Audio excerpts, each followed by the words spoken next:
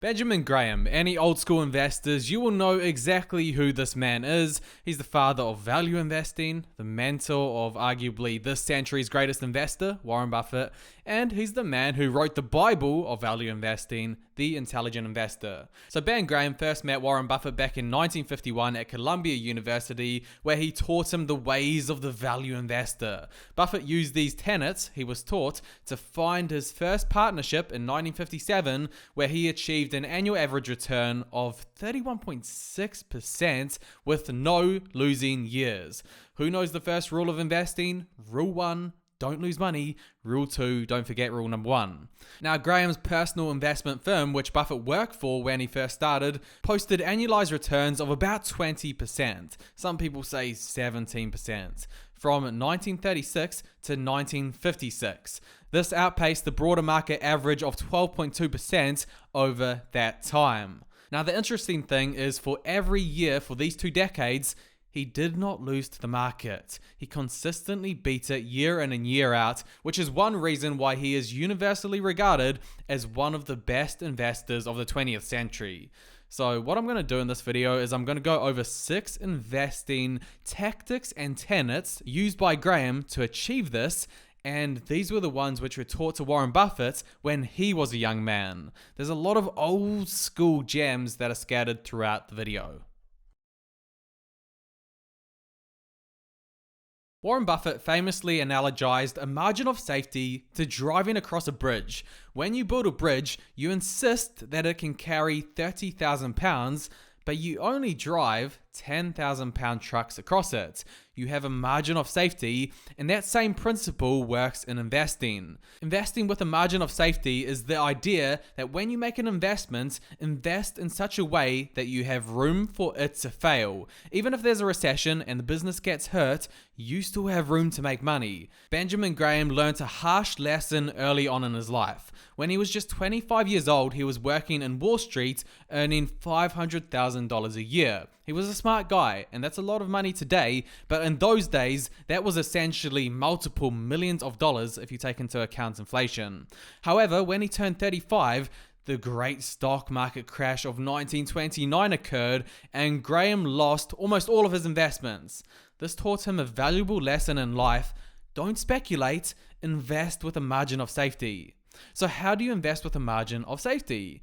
Basically what it means is you buy a stock at a price that is well cheaper than its true worth. If you determine that the stock is worth $100, then only buy it if its price is at least 20, 40, 50% below that.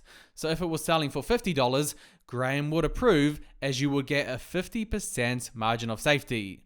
Then, let's say a recession hits and the business loses 50% of its value, well, you still haven't lost any money from a long-term point of view. So the margin of safety protects the investor from both poor decisions and downturns in the market. Now, I did want to put this old bit of information in that not many people know.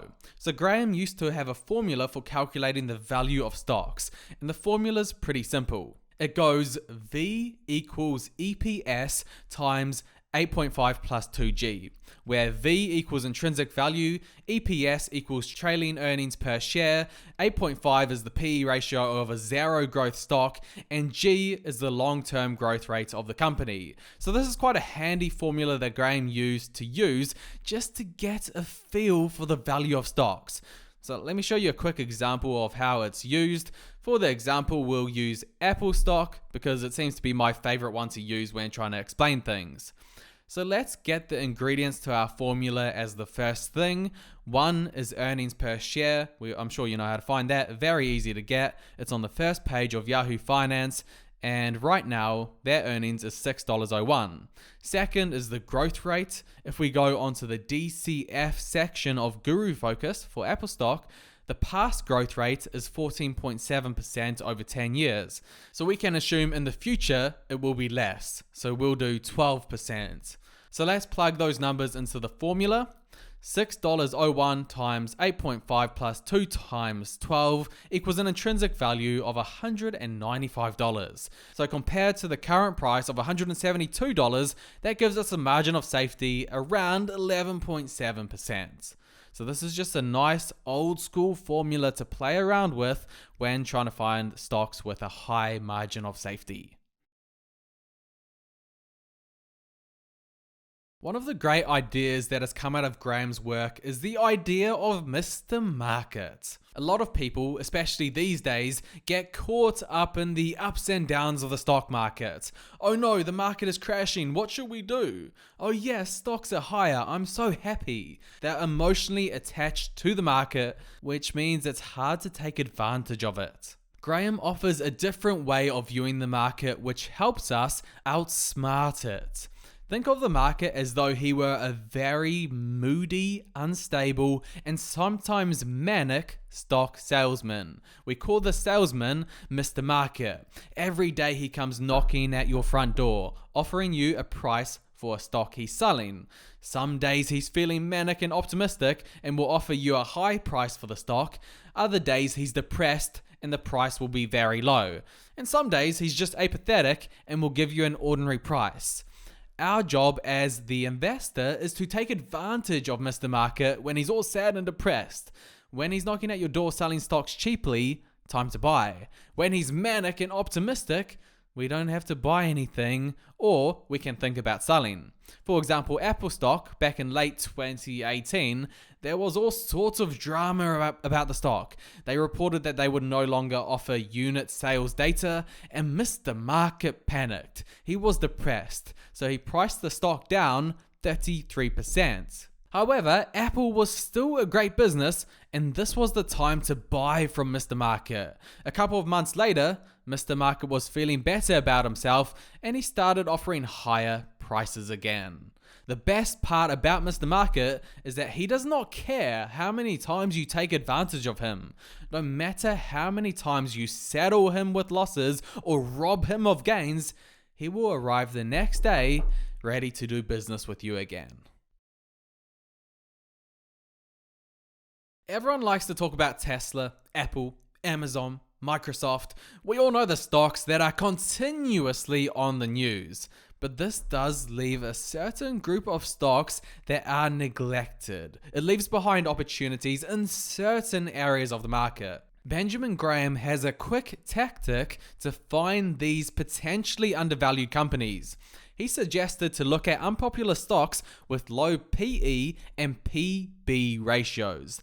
These are often underpriced. So it's pretty easy to do this thanks to the wonders of the internet.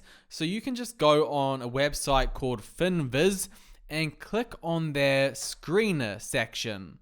Then go into the fundamentals and click low PE and then click low PB.